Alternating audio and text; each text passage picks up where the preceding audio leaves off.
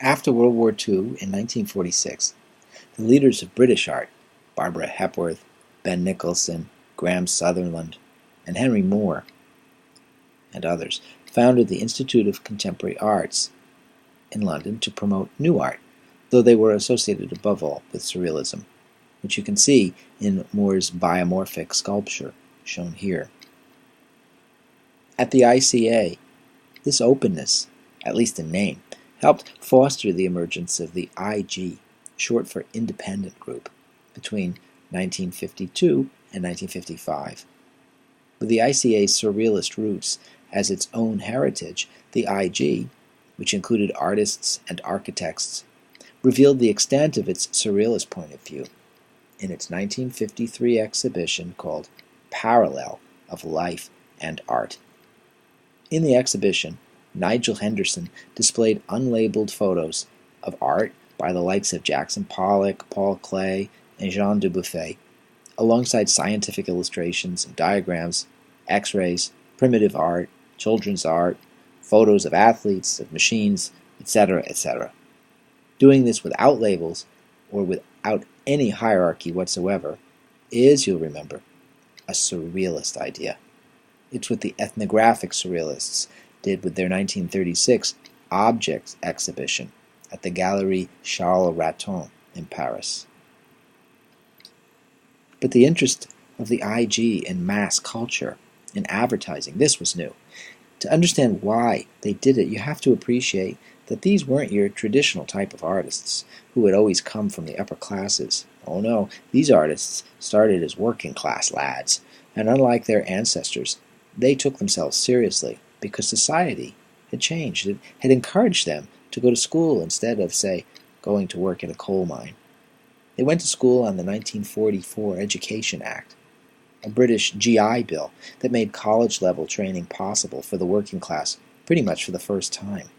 Their art wouldn't follow tradition, meaning high art, for the simple reason that tradition meant very little to these boys.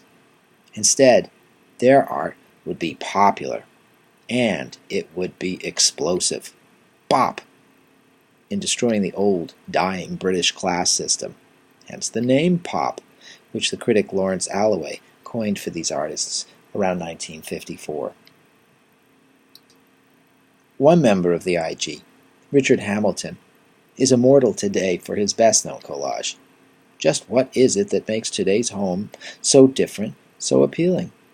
Of 1956, designed as an answer to that question, which was being asked in the context of a big exhibition called This Is Tomorrow. In the 1940s, Hamilton had held an advertising job, and so he was actually positively disposed toward advertising. So positively disposed, in fact, that in 1960 he argued that the media, meaning advertising, had to design the mass audience for products. That is, the desire had to be designed, the desire of the masses to buy something that they didn't know they needed or wanted until the advertiser told them that they did. Hamilton understood the power of symbols. His collage is a gathering of them.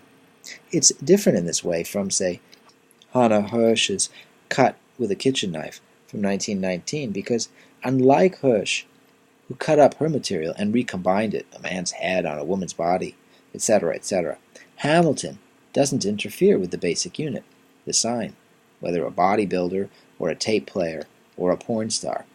He just presents these signs that he takes from the language of culture, media.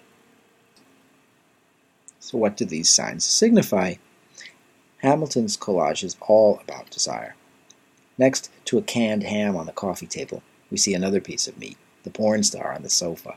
The man, the famous bodybuilder Charles Atlas, holds a pop, a blow pop, in a strategic location where it's ready for sucking.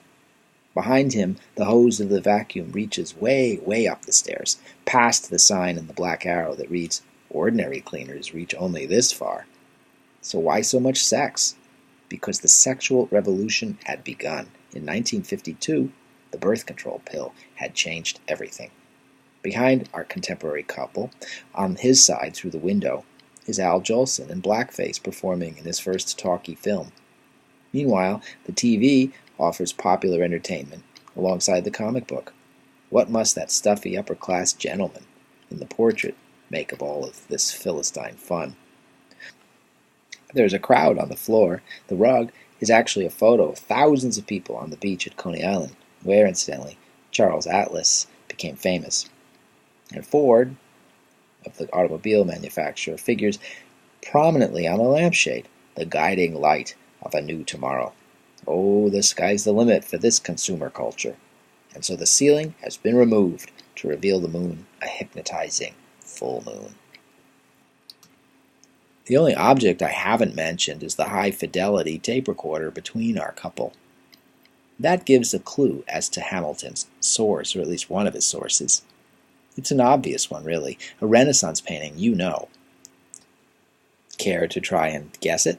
It's Jan van Eyck's Arnolfini wedding portrait of 1434. Like Van Eyck, Hamilton puts his man on the left in front of a window for the big wide world. The woman on the right, associated with a piece of furniture for making babies on, and Fido in the middle. Hamilton didn't have far to go to see the Arnolfini wedding portrait. It's in London, at the National Gallery. Hamilton was not critical of this new society of consumption, but his work opens up questions I think deserve at least a moment of response. In a way, Hamilton's collage is like a bookend, the late capitalist rejoinder to Van Eyck's early capitalist statement. In the beginning, capitalism was a force that demolished the rigid class barriers of the Middle Ages by encouraging peons with a knack for sales to change their lives and get rich. But by the time of late capitalism, it had all become about selling things to people, whether products or entertainment. In fact, the consumer capitalist world had infiltrated the home, which could provide no resistance to it. I offered you those thoughts from Noam Chomsky on the infiltration of the home, the assault on the family, in the first video of Module 4. Well, anyway, what Hamilton's collage suggests to me is a culture so permeated by consumer capitalism that people think of themselves as products to be consumed by others. Let me explain by asking a question. Why do most people go to the gym? To improve their cardiovascular health? I don't think so. Most go, of course, to increase their value in a marketplace of bodies. Even if they aren't out to meet other people, many people today have internalized a view of themselves the way other people see them, as bodies to be enjoyed. But as I've mentioned, this is not Hamilton's message. Among his most prominent students were Peter Blake, whose art you surely know because he created the album cover to the Beatles' Sgt. Pepper Lonely Hearts Club Band in 1967. As part of what was known as Swinging London, Blake, like the Beatles, were working-class guys who promoted a popular culture taste. And they did so with a seriousness of purpose that shows they understood the importance of what they did.